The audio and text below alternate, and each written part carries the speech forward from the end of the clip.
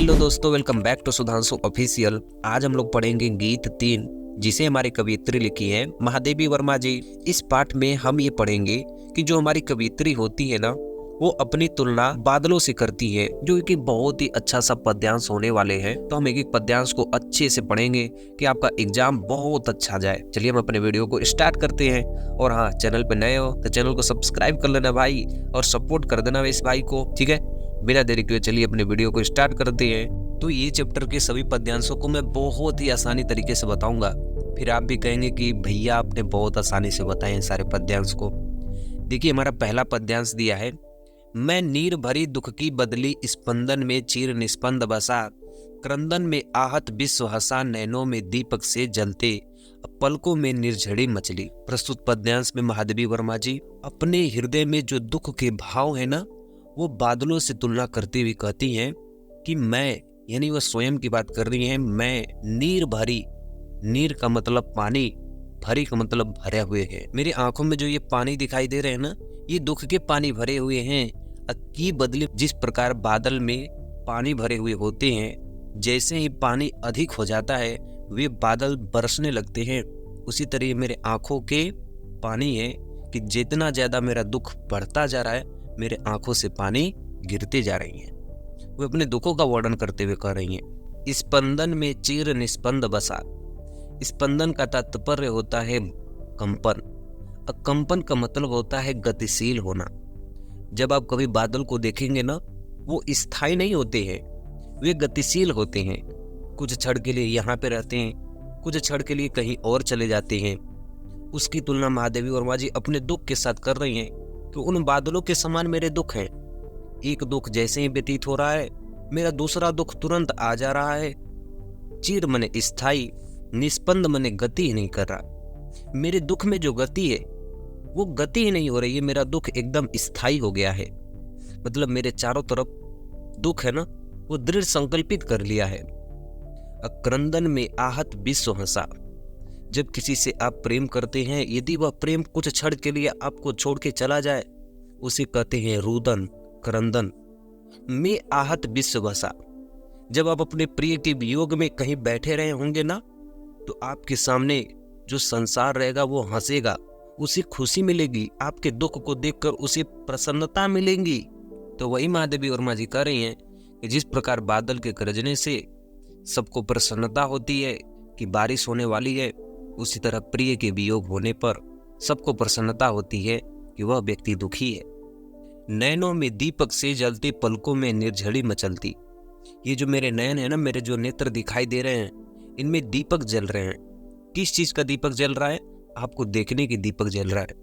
आपको देखने के लिए आशा रूपी दीपक मेरे आंखों में जल रहे हैं कि कब आपसे मुलाकात होगी। और आपके वियोग के कारण पलकों में, यानी आंखों की जो पलक है ना, उनमें सदैव निर्झरिणी मतलब नदियां, मछली मने बहती रहती हैं। यानी हे मेरे आंखों के प्रिय, मैं आपकी विरह वेदना में, मैं आपके वियोग में सदैव आंसुओं की नदियां बहती रहती हैं मेरे आंखों से, किंतु फिर भी मैं आपकी आंखों के प्रियतम से मिलने की आशा करती रहती हूँ। मैं आपसे मिलने की आशा रखती हूँ। नेक्स्ट पद्यांश देखिए, पद्यांश नंबर 2। बहुत ही सुंदर सी व्याख्या होने वाली है पद्यांश नंबर 2। मेरा पग पग संगीत भरा, श्वासों से स्वप्न पराग झरा, नभके नवरंग बुनते, दुकुल छाया में मले बयार पली। इसमें कह रही हैं कि मेरे पग पग संगीत भरा। महादेवी वर्मा जी बादलों की तुलना अपने जीवन में करते हुए कहती हैं कि जिस प्रकार बादल धीरे धीरे मंदम मंदम गति करता है, वह बहता है, उसके टकराव से गर्जन होती है, गरजता है, उस गर्जन के पीछे एक संगीत छुपी होती है। उसी संगीत के जैसे मेरे प्रिय की जो स्मृति है, मेरे प्रिय का जो यादें हैं, उनमें भी एक संगीत भरा हुआ है। संगीत सुनने से मन आनंदमय हो जाता है। संगीत यानी म्यूजिक की बात की जा रही है। तो मेरे प्रिय के साथ जो बिताए हुए वक्त है ना, वो एक संगीत से भरा हुआ था। श्वासों से स्वप्न पराग झरा। मेरे श्वासों के, ये जो मेरे श्वास है ना, इसके स्वप्न में भी फूल, पराग मने होता है फूल, झरा मने बसी हुई है। मेरे श्वासों के स्वप्न में भी फूल बसी हुई है आपके प्रति। यानी जिस प्रकार बादल होते हैं ना, एक न एक दिन उनको बरसना होता है। एक न एक दिन बादल में पानी इकट्ठा होते रहते हैं, बादलों को एक न एक दिन बरसना होता है। उसी तरह मेरे प्रिय के प्रति जो मेरे इन सांसों में फूल जो बसी हुई है, उनकी जो यादें बसी हुई है, वो यादें एक न एक दिन मेरे आंखों से आंसुओं के प्रति निकल रही हैं। महादेवी वर्मा जी इसमें बहुत दुखी उस शब्द होकर कह रही हैं कि नभ के नवरंग बुनते दुकुल। नभ के यानी आकाश के, नवरंग यानी इंद्रधनुष की बात की जा रही है। जब आकाश में आप इंद्रधनुष देखते हैं ना, तो बुनते दुकुल, दुकुल यानी दुपट्टा, वो एक दुपट्टे के समान दिखाई देते हैं। किसके? आसमान के। मानो वह इंद्रधनुष ऐसे दिखाई देता है कि मानो वह आकाश का दुपट्टा हो। किसी स्त्री की दुपट्टा जब लगा लेती है ना, तो स्त्री की सुंदरता बढ़ जाती है। उसी तरह ये आसमान में जब इंद्रधनुष दिखाई देते हैं ना, तो मानो ये आकाश की सुंदरता बढ़ जाती है। छाया में मलय बयार पली, जिनकी छाया में मलय बयार, मलय यानी मलय पर्वत से जो सुगंधित हवाएं आती हैं, मलय पर्वत से इतनी सुगंधित हवाएं आती है, जड़ी बूटियां होती है मलय पर्वत पे। मलय पर्वत पे जो हमारे जितने भी मसाले होते हैं वो मलय पर्वत से बनते हैं। तो यहाँ पे इस लाइन में महादेवी वर्मा जी कह रही हैं कि जो मलय पर्वत से जो हवाएं आ रही हैं ना, वो ऐसे प्रतीत हो रही हैं जैसे बारिश होने के बाद जो हवाएं होती है ना, वो बहुत मीठी हवा होती है, बहुत सुंदर हवा होती है। कभी आप अनुभव किए हैं जैसे बारिश हो गई, बारिश होने के बाद जो हवा आती है, जो हवा बहती है, बहुत ही कोमल और सुंदर और मीठी हवा होती है। वह हवा कह रही है कि मानो वह मलय पर्वत से जो हवा आती है उसके समान ये हवा दिखाई दे रही है।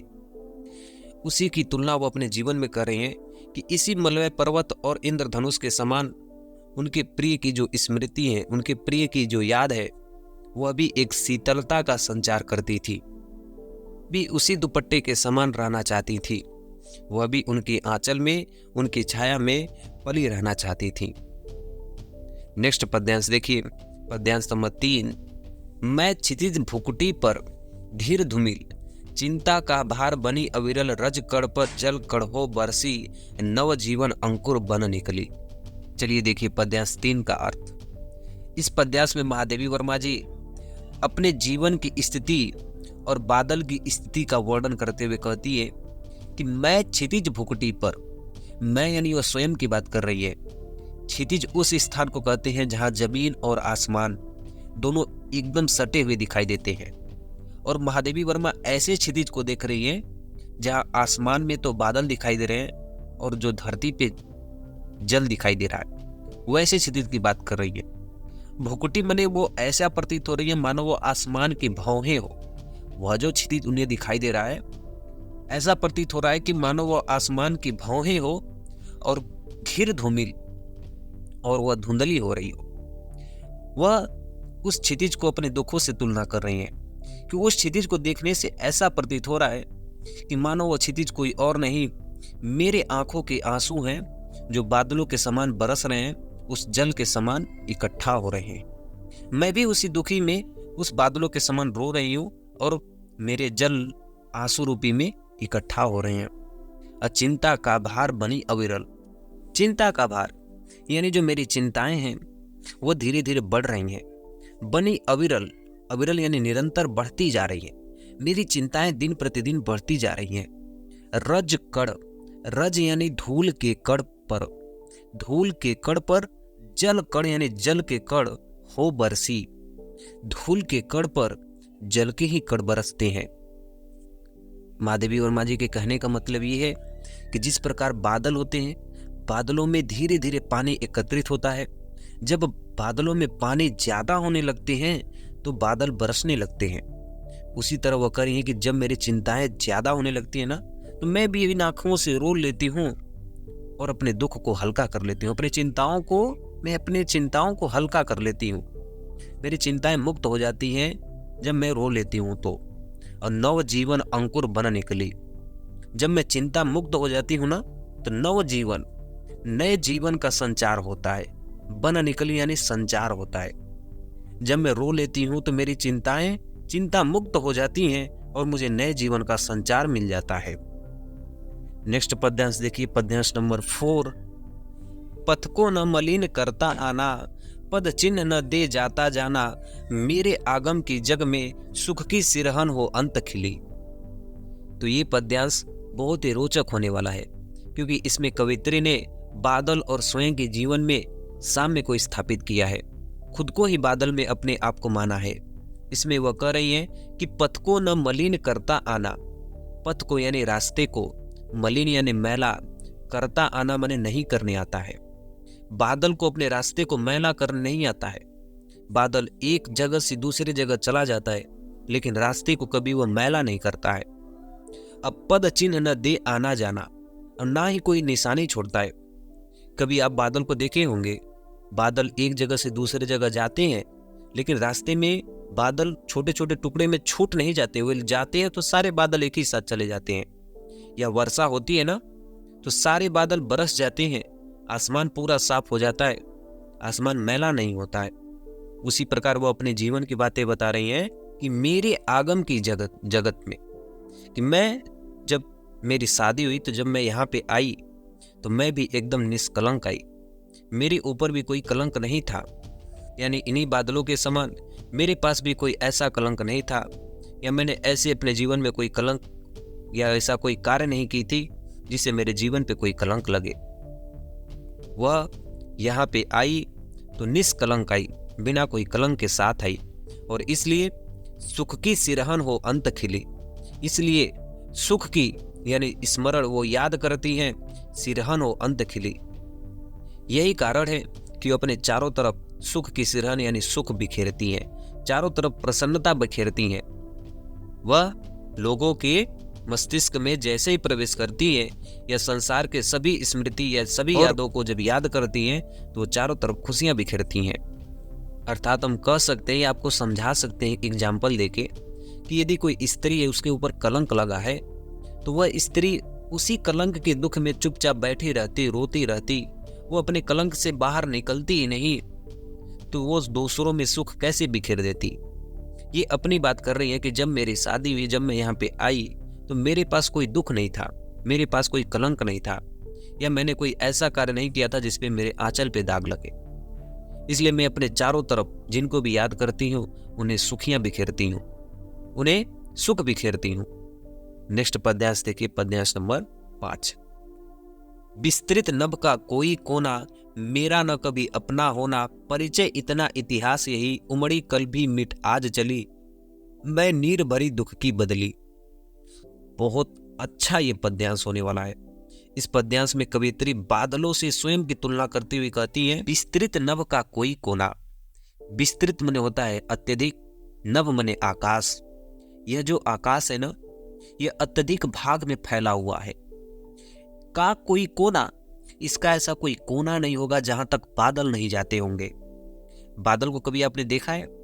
ये आसमान के हर एक कोने में भ्रमण करते हैं, कभी उस कोने में रहते हैं, तो कभी दूसरे कोने में, तो कभी तीसरे कोने में। ये बादल है ना, ये आसमान में इधर उधर घूमते रहते हैं। उसी तरह महादेवी वर्मा जी कह रही है कि मेरा न कोई अपना होना, उसी तरह मेरे इस जीवन में, इस जीवन के संपूर्ण काल में मेरा कोई अपना नहीं हुआ, यानी इस संसार में मुझे कोई स्थायित्व की प्राप्ति नहीं हुई। अब परिचय इतना इतिहास यही, उमड़ी कल थी मिट आज चली।